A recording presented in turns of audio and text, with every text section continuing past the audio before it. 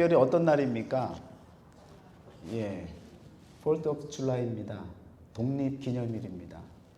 여러분, 이 독립기념일을 맞이하면서 미국 땅에 살고 있는 많은 사람들의 이 마음이 서로 갈립니다.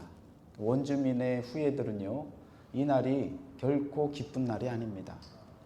그리고 또 이 날을 기뻐하는 많은 미국 사람들은 또 특별히 이 날을 기념하고 불꽃놀이를 하고 축제를 벌이지만 또 한켠에 아픔을 갖고 마음을 쓸어내리는 그런 아픔을 갖고 있는 사람들이 많다는 것을 우리가 기억해야 되겠습니다. 여러분, 개인이 성장해야 되고 또 가정이 성장해야 되고 교회도 성장해야 되고 나라도 성장해야 되고 모든 영역에 있어서 모든 분야가 다 성장을 해 나가야 됩니다. 성장하지 않으면요, 도태하는 것이고 성장하지 않으면 남들과 비교했을 때 뒤떨어지는 겁니다. 그런데 정말 어떤 성장을 우리가 해 나가야 되느냐? 우리 가정이 어떻게 더 아름답게 성장해 나가야 되느냐? 우리 교회가 어떤 모습을 갖고 미래를 펼쳐 나가야 되느냐? 어떤 방향의 성장이 우리에게 귀한 성장인가를 돌아볼 수 있는 그런 시간이 되셨으면 좋겠습니다. 플리머스에 그 바위가 있습니다. 여러분, 1620년이라고 쓰여져 있는 그 바위가 있는데 청교도들이 신앙의 자유를 찾아서 우리 아메리카 땅으로 들어왔잖아요. 그래서 매사추세츠로 그 주로 처음으로 들어가서 그곳을 기념해서 플리머스 바위라고 하는 것을 커다란 바위를요 해변가에다가 기념해 놓고 그 연도를 써 놓고 있습니다. 그래서 많은 관광객들이 매사추세츠를 방문하게 되어지면 그곳에 들러서 처음 이 땅이 시작되어졌던 그때를 기리면서 마음속에 하나님께서 청교도들의 그 마음, 그 뜻이 무엇이었는지를 다시 한번 되새기고 되돌아볼 수 있는 시간들을 갖고 그럽니다. 여러분, 신앙의 자유를 찾아서 함께 떠나왔던 그 배에 102명이라고 하는 사람들이 함께 하다가 아주 그냥 여러 가지 고초를 거치고 그러면서 항해 끝에 많은 사람들이 죽습니다. 그러면서 도착을 해갔고요. 66일 만에 항해를 마치고 도착을 했는데 그곳에 도착한 그곳에 누가 있었습니까? 인디언 원주민들이 있었어요. 인디언 원주민들이 있었는데 인디언 원주민들이 그들을 박해하거나 아니면 뭐 적으로 여기지 아니하고 그들을 도와서 먹고 살 수 있게끔 그 길을 열어줬다는 것입니다. 그때 당시에 영어를 전혀 못하는 인디언들이잖아요. 그런데 이미 영국에서 노예 생활을 하던 그 인디언이요 탈출을 해서 돌아와 있었습니다. 그래서 그 사람을 통해서 통역을 하면서 그 청교도인들에게 무엇을 알려줬느냐? 옥수수 농법을 알려주고요. 또 메이플 시럽 같은 걸 만들어서 함께 나누면서 살 길을 열어줬다는 겁니다. 그렇게 지내던 시간이 한 55년 정도가 되는데 55년이 지나고 나서요 어떤 일이 벌어지느냐? 인디언들과 드디어 전쟁하기 시작하는 거예요. 여러분, 그런데 1620년에 처음 왔던 청교도들만이 미국 이 땅을 처음 도착했던 사람이냐? 아닙니다. 그 이전에 이미 들어와 있는 팀들이 있었어요. 대표적으로 큰 무리를 지어서 청교도인들이 들어온 것은요 대표적으로 두 번째 그룹이라고 합니다. 그 그룹이 형성되어지면서 한 세대, 두 세대가 지나갈 때쯤 되어지니까 본래의 마음, 신앙의 자유를 찾아서 떠나왔던 그들의 마음이 점점 퇴색되어지는 거예요. 그리고 어떤 마음이 드느냐? 성장하는 것, 커가는 것, 자신들의 지경을 넓혀가는 것, 무언가를 소유하기 위해서 힘써야 될 것들, 그런 것에 관심을 갖고 그리고 개척정신이라고 하는 그 정신을 갖고 식민지화 시켜지는 일들에 아주 몰두하게 되어집니다. 여러분들이 잘 아는 역사이지만 그런 역사를 통해서 인디언들과의 아픈 전쟁이 드디어 시작이 되어집니다. 그래서요, 이 아메리카에 있던 4천만 버팔로 그 동물들이 있죠. 그 동물들을 다 멸종시킬 만큼 죽였다는 거예요.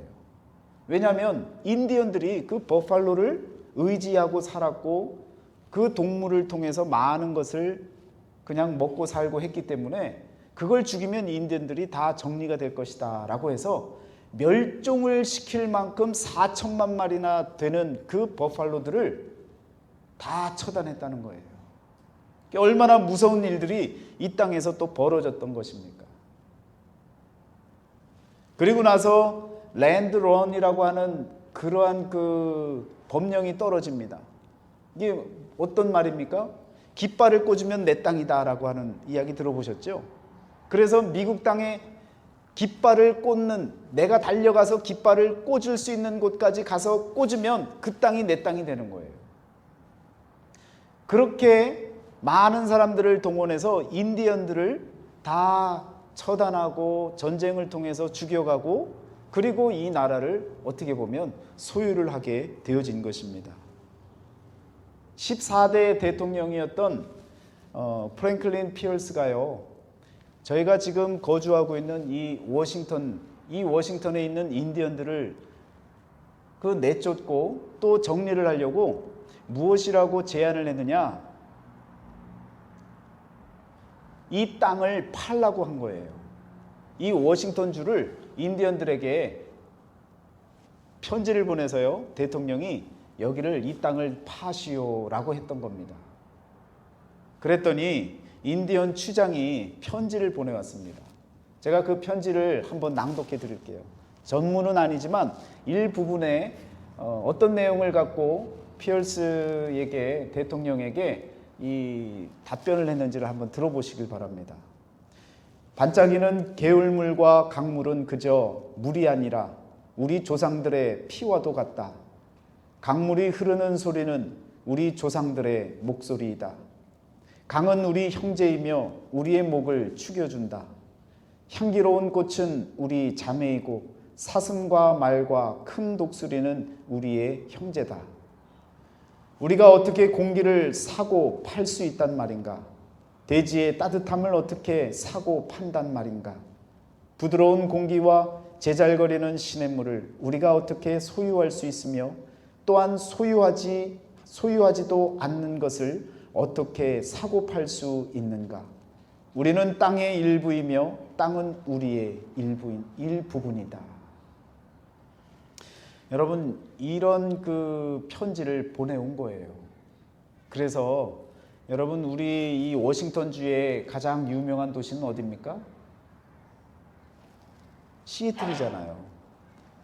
이 피어스 대통령이 이 시애틀이라고 하는 이름을 남겨주게 되어졌는데, 이 시애틀이, 그 이름이 어디서 왔느냐? 이 추장의 이름이 시애틀이었기 때문에 시애틀의 이 놀라운 자연을 아끼고 친환경적인 이 마음을 갖고 보내온 편지에 감동이 되어져서요, 그 지역에 살았던 그 추장의 이름을 따서 시애틀이라고 이름을 지었다고 하는 것입니다.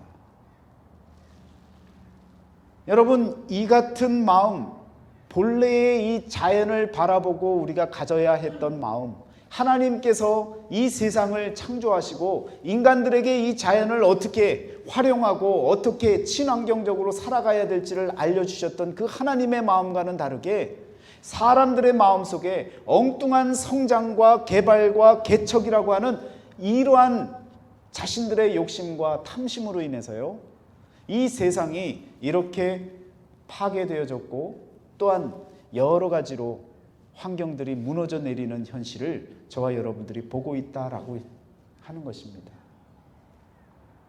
청교도들이요, 어떤 마음을 갖고 왔느냐? 청교도주의가 있었습니다. 우리가 어떤 것에 주의라고 하면 이즘이라고 하는 것을 붙이잖아요. 퓨리타니즘이라고 하는 그 이즘을 붙여서 청교도들이 가졌던, 계속해서 지키고 싶었고 계속해서 간직하고 싶었던 그 마음가짐이 있는데 그걸 우리가 이즘이라고 말을 합니다. 퓨리타니즘이라고 하는 그 사상 가운데 가장 중요한 것이 무엇이었냐면 바로 하나님의 언약. 그 하나님의 언약을 우리가 기억하고 하나님의 말씀대로 살아가는 것, 거룩한 약속을 우리가 지켜가기 위해서 우리가 신앙의 자유를 찾아서 이 땅에 왔다라고 하는 그 정신을 잃지 말자고 퓨리타니즘, 청교도주의를 갖고 함께 어려운 항해를 마치고 이 땅에 들어와서 자녀들에게 신앙의 자유를 물려주기 위해서 들어왔는데, 성장이라고 하는 것, 그리고 개척이라고 하는 것, 발전이라고 하는 것, 이런 것으로 인해서 그 퓨리타니즘이 온데간데 없어지고요, 이 나라가 세상에서 가장 강한 제국이 되어졌습니다. 얼마나 많은 사람들이 노력했겠습니까? 그러나 그 노력이, 그 끝이 어떠합니까? 정말 하나님의 뜻을 따라서 성장해 나아가고 발전해 가고 개척하고 그리고 성숙한 모습으로 발전했느냐? 그렇지 않다는 거예요. 온통 모든 사람들이, 전 세계의 모든 사람들이 이 아메리카 땅에 들어올 때 아메리칸 드림을 갖고 들어옵니다. 무언가를 쥘 수 있고 잡을 수 있고 성장할 수 있고 개척해 나아갈 수 있고 나 혼자 잘 먹고 잘 살 수 있는 내 자손들을 위해서 힘껏 일하면 그 대가를 받을 수 있는 땅으로 여기고 이 땅에 많은 사람들이 찾아왔다라는 것입니다. 여러분, 그런 땅을 지금 이렇게 일구어가고 엄청난 세계 제국으로 만든 이 미국 땅에 사는 사람들이 얼마나 훌륭하긴 합니까? 그러나 중요한 것은 성장 때문에 본래적으로 지켜야 할 그 중요한 생각들, 중요한 사상들, 중요한 이념들, 중요한 신앙을 놓치고 겉으로 보여지는 세상을 향해서 나아가는 그런 세상이 되어졌다라는 것입니다. 이것이 지금 저와 여러분들이 살고 있는 이 미국 땅의 현실입니다. 인라인먼트, 계몽주의. in이라고 하는 en이 붙으면요, 맨 앞에 en이 이렇게 쓰여 있으면 무엇 하게 만들다라는 거예요. 라이트, 빛나게 만들다는 거예요. 세상을 빛나게 만들 수 있다라고 인간 스스로가 여긴 것이 바로 계몽주의인데요, 18세기, 19세기에 그 계몽주의가 이 미국 땅을 강타합니다. 교육으로 이 세상을 바꿀 수 있다라고 해서요, 과학주의나 합리주의나 이성주의 이런 것들이 이 세상을 장식해버립니다.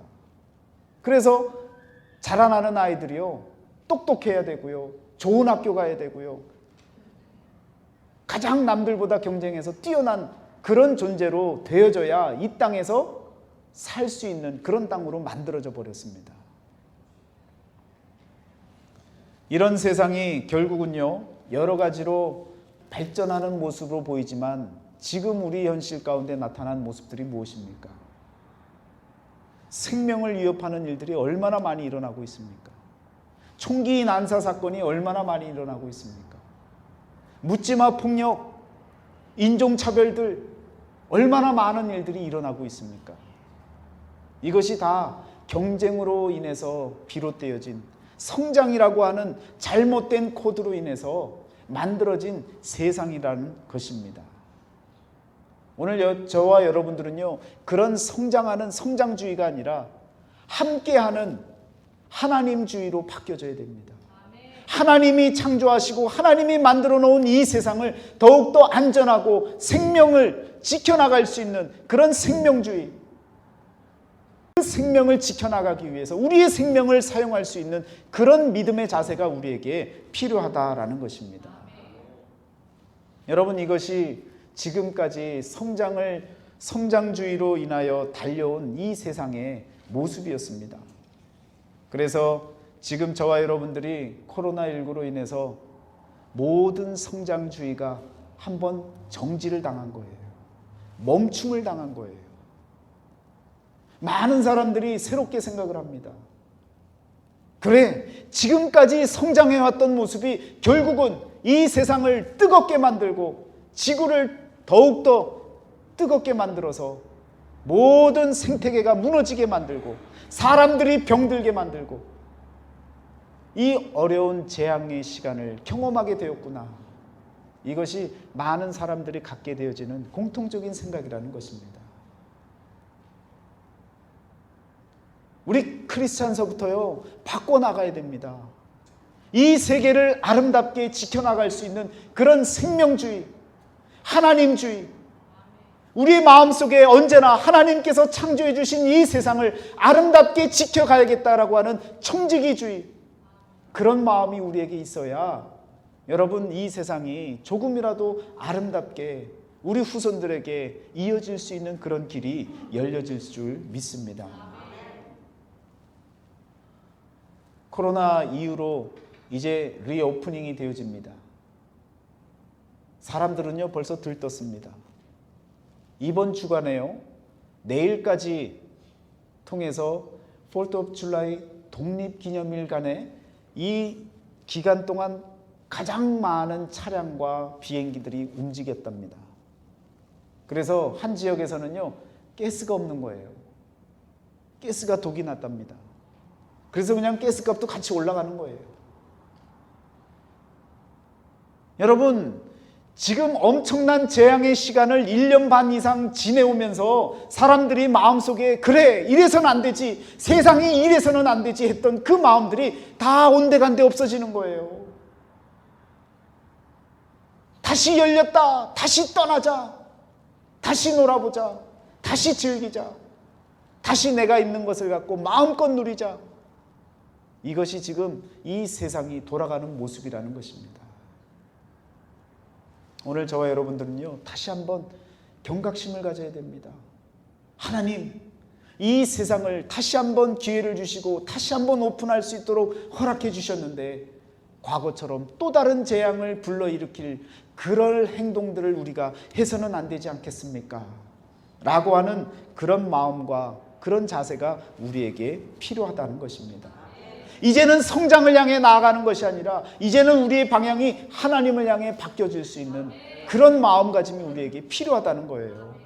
남들보다 뒤처지는 것 같고 남들과 비교해서 뒤떨어지는 것 같아 보여도 우리 하나님의 뜻이 내 마음속에 내 중심 가운데 있다면 그것을 지켜나갈 수 있는 마음, 그것을 준행할 수 있는 마음, 그 마음이 우리들에게 필요하다라는 것입니다.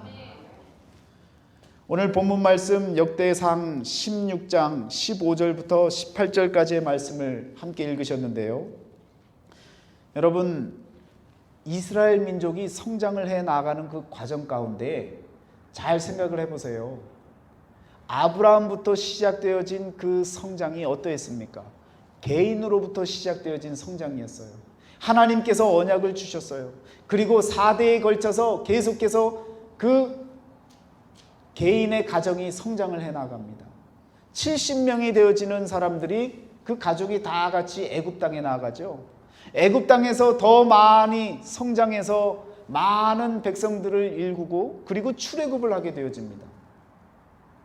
그리고 국가라고 하는 그러한 타이틀을 갖기 시작되어지는데요. 그때 하나님께서 이스라엘 백성들에게 주셨던 이념이 있습니다. 나라를 세울 때의 그 이념을 우리가 건국 이념이라고 이야기를 하죠. 하나님께서 이스라엘 백성들을 왜 이끌고 나오셨는가? 출애굽기 19장을 한번 찾아보세요. 여러분, 출애굽기 19장 5절 6절 말씀에 보면 이렇게 나옵니다. 세계가 다 내게 속하였나니 너희가 내 말을 잘 듣고 내 언약을 지키면 너희는 모든 민족 중에서 내 소유가 되겠고 너희가 내게 대하여 제사장 나라가 되며 거룩한 백성이 되리라. 너는 이 말을 이스라엘 자손에게 전할지니라. 하나님께서 모세를 불러서 너희들이 국가를 세울 텐데 어떤 나라가 되어야 되느냐? 제사장 나라, 거룩한 백성이 되어라. 이것이 내가 너희를 불러내서 너희를 국가를 만들고 민족을 세워서 이 민족을 통해서 이 세상 가운데 본이 될 수 있는 나라를 만들기 위한 내 뜻이다 라고 하는 하나님의 의지를 표명해 주신 것입니다. 그래서 시내산에서 이 말씀을 전해 듣고 이스라엘 백성들에게 전하는 거예요. 우리는 거룩한 백성들이 되어져야 됩니다. 그리고 제사장 나라를 만들어가는 것이 하나님의 뜻입니다. 이 국가, 이런 건국 이념을 갖고 이스라엘 나라가 만들어졌습니다. 제사장 나라, 거룩한 백성이 되어질 것을 갖고 이렇게 만들어졌다고요. 그런데 이렇게 출발하기 시작한 나라가 광야 생활을 마치면서 가나안 땅에 들어가면서 이방 민족과 함께 혼합되어지면서 얼마나 많이 변질되어지고 종교적으로도 타락을 하고 혼합 종교가 되어지고 우상을 섬기고 제사장 나라가 아니라 우상 나라로 만들어버리는 그런 어처구니 없는 현실을 만든 것이 이스라엘 백성들의 모습이었다라는 것입니다. 그런 가운데 하나님의 마음에 합한 자 다윗이 나타났습니다. 그를 통해서요 이스라엘 나라가 새롭게 세워집니다. 새롭게 세워지고 통일국가가 되어집니다.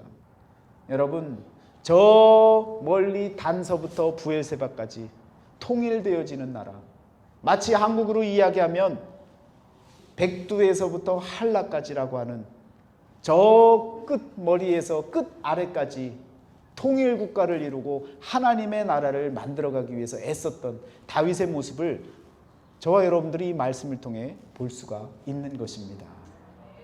자, 그런데 여러분, 역대상 11장을 한번 보세요. 온 이스라엘이 헤브론에 모여 다윗을 보고 이르되 우리는 왕에 가까운 홀족이니이다. 전에 곧 사울이 왕이 되었을 때에도 이스라엘을 거느리고 출입하게 한 자가 왕이시었고 왕의 하나님 여호와께서도 왕에게 말씀하시기를 내가 내 백성 이스라엘의 목자가 되며 내 백성 이스라엘의 주권자가 되리라 하셨나이다 하니라. 이에 이스라엘의 모든 장로가 헤브론에 있는 왕에게로 나아가니 헤브론에서 다윗이 그들과 여호와 앞에 언약을 맺음에 그들이 다윗에게 기름을 부어 이스라엘의 왕으로 삼으니 여호와께서 사무엘을 통하여 전하신 말씀대로 되었더라. 다윗이 왕이 되어지는 즉위식을 갖는 그런 모습을 11장에 이렇게 나타내어집니다. 여러분, 그들과 여호와 앞에 무엇을 맺었다고 했습니까? 언약을 맺은 거예요. 이스라엘 나라는요, 하나님의 언약을 중심으로 세워진 나라였습니다. 하나님의 언약을 통해서 다윗이 왕이 되어졌다고요. 그런 왕이 되어진 그가 기억해야 될 것이 무엇입니까? 바로 하나님의 언약이라는 것입니다. 자, 그래서 16장으로 넘어가시면요, 1절에 보세요. 하나님의 궤를 메고 들어가서 다윗이 그것을 위하여 친 장막 가운데에 두고 번제와 화목제를 하나님께 드리니라. 왕이 되어지고 그리고 나서 가졌던 첫 번째 관심, 그가 가장 힘을 쏟았던 것은 바로 하나님의 언약궤라는 것입니다.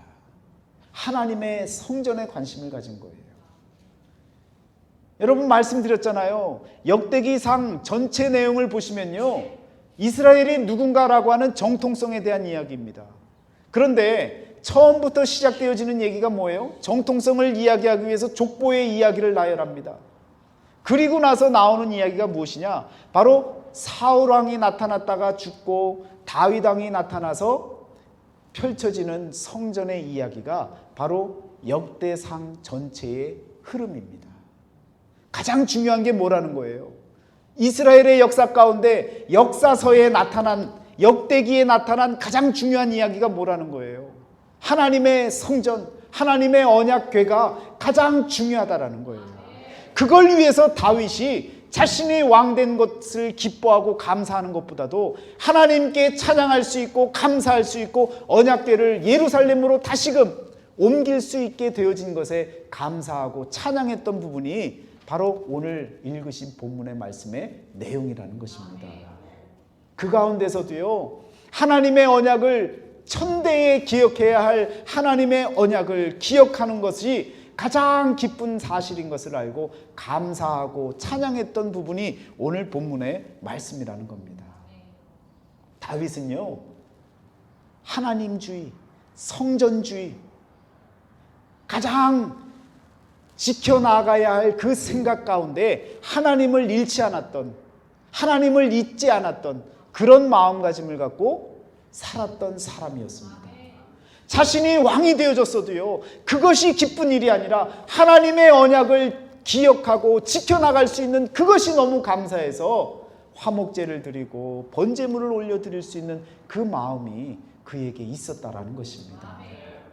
여러분, 무언가 잘 되고 집안이 좀 풀리고 성장해 나아가는 모습이 되어지면 우리는요, 하나님을 잊어버리고 마음대로 막 돌아다니기 시작할 때가 많다는 거예요. 다윗은요, 세상 부귀영화를 다 누리를 왕이 되었음에도 불구하고 하나님 정신을 잃지 않았다는 것입니다. 여러분, 다윗이 남과 다른 이유가 있다면요, 바로 여기에 있는 거예요. 하나님의 언약을 지키고 그것을 마음에 품고 하나님의 말씀, 하나님의 법도, 하나님의 율례를 따라서 살아나가는 그의 인생은요, 왕이 되었건 아니면 도망자가 되었든 그에게는 한결같이 하나님의 마음을 품고 살아갔던 믿음의 마음이 있었다라는 것입니다.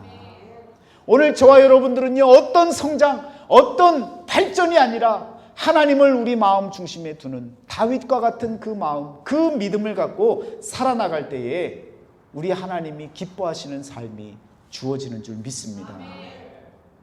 다윗은요, 왕이 되어졌을 때 상비군, 적군과 싸울 수 있는 상비군이 몇 명이었다고 했습니까? 130만 명입니다. 우리 한국의 군대 군인 인원수가 몇 명 정도인 줄 아세요? 한 60만에서 80만 명입니다. 그런데 다윗 시대 때예요, 가나안 땅에 이스라엘 통일왕국을 만들고 상비군으로 있었던 인원이 130만 명이라고요. 그런데 그는 그 군대를 갖고요, 어떤 나라도 쳐들어가지 않았습니다. 단으로부터 부엘세바까지 자신의 가나안 땅 경계를, 자신의 지도를 제사장 나라 거룩한 백성을 위해서 지켰을 뿐이지요, 어떤 나라도 침략하지 않았습니다. 아수르가 북이스라엘을 처단하고 무너뜨렸을 때요, 여러분 몇 명이 군사가 쳐들어왔느냐면 18만 5천 명이었습니다. 그 군대로 인해서 북이스라엘이 무너졌다고요. 아수르가 제국이었다고요. 세계에서 가장 큰 나라였다고요. 그런데 18만 5천 명을 갖고 그렇게 휘두르고 다녔는데 130만 명이 되는 다윗 군대가 있었음에도 불구하고 그 어떤 나라도 침략하지 않았습니다. 왜? 하나님의 마음을 품고 있었기 때문에. 제사장 나라가 어느 나라를 침범하고 빼앗고 침략하는 것이 목표가 아니었기 때문에 하나님을 찬양하고 드높이고 하나님께 영광을 올려드리는 것이, 믿음으로 사는 삶을 사는 것이, 그것이 온전한 나라의 길이었기 때문에 다른 것에 욕심 부리지 않았다는 거예요. 오늘 여러분, 우리들의 가정을 돌아봐야 됩니다. 우리가 살고 있는 지역사회를 돌아봐야 됩니다.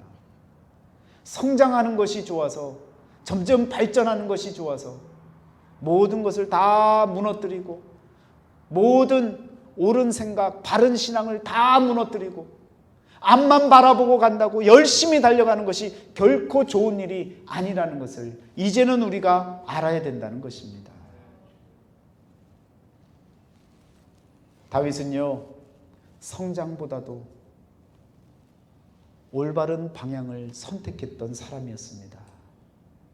여러분과 제게 필요한 것은 더 건강해지고 더 부유해지고 더 먹고 살만한 인생으로 나아가는 것이 아니라 어떻게 하면 내 인생의 방향이 하나님을 향해 나아갈 수 있는지를 고민할 수 있는 그런 지혜를 가지셔야 됩니다.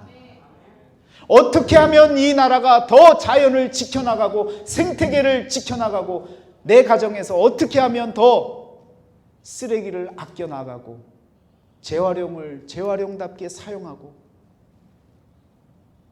어떻게 하면 내가 이 지구를 지켜나갈 수 있는지를, 그런 방향을 우리가 논의하고 고민하고 그 길을 찾아나가기 위해서 여러분과 제가 힘써야 되는 것이 바로 지금의 때가 아닙니까?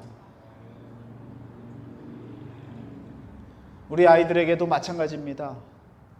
똑똑해지고 성장하고 좋은 삶을 살기 위해서 노력해라 라고 하는 것보다도 하나님이 기뻐 여기시는 일이 무엇인지를 더 분명하게 알려주고, 조금 못 산다 할지라도 우리의 인생의 방향이 더 분명하게 하나님을 향해 나아갈 수 있다면 그 길이 더 옳은 길이라는 것을 우리를 통해, 우리의 삶을 통해 보여줘야 되는 것이 우리의 역할이고요, 우리의 몫이라는 것입니다. 우리 때는 못 먹고 못 살았으니까 너는 잘 먹고 잘 살아야 된다. 어떻게 하든 남을 이기고 경쟁사회에서 이겨야 돼. 짓밟고 일어서거라. 이런 가르침이 아니라 네가 무너지는 한이 있어도 하나님을 배반하면 안 된다. 하나님의 마음을 잃으면 안 된다. 그 마음을 우리가 알려주고 제사장 나라 되어지는 것, 거룩한 백성이 되어지는 것, 이것이 중요한 것이지 세상을 휘두르고 세상을 여러분 마음껏 주무를 수 있는 그런 제국이 되어지는 그런 나라, 강대국이 되어지는, 또 힘 있는 자가 되어지는 그런 꿈을 우리 자녀들에게 심어줘서는 안 된다는 것입니다. 마음껏 성장할 수 있는 것, 그것은 하나님 안에서 성장하거라 라고 우리들이 올바른 방향을 알려줘야 된다는 것입니다. 여러분, 오늘 다윗은 바로 그런 역할을 감당했고요, 그의 감사와 그의 찬양은요 바로 이러한 것에 대한 감사였고 찬양이었습니다.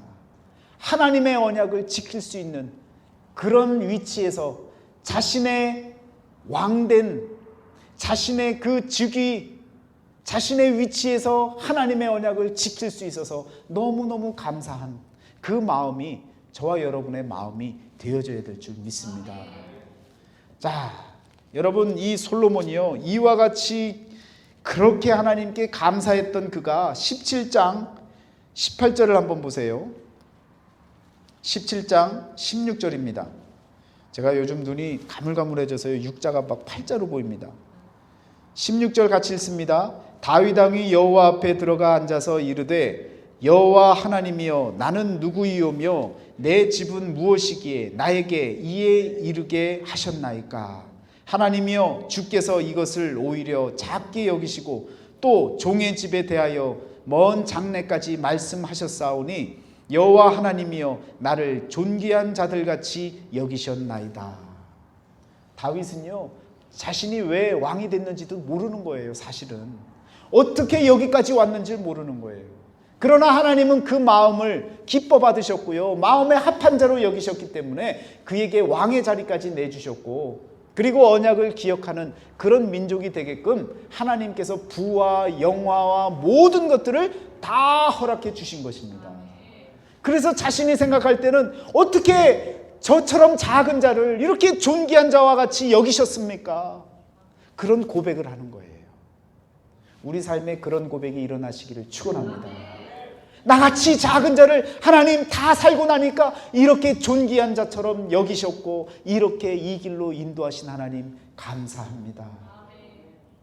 우리 모두의 고백이 되기를 간절히 축원합니다. 이제는 성장이 아니라 신앙을 선택하시고 믿음을 선택하시고 하나님 제일주의로, 성전 제일주의로 말씀대로 살아갈 수 있는 그런 믿음의 삶이 다 되어지시기를 주의 이름으로 축원합니다. 기도하겠습니다.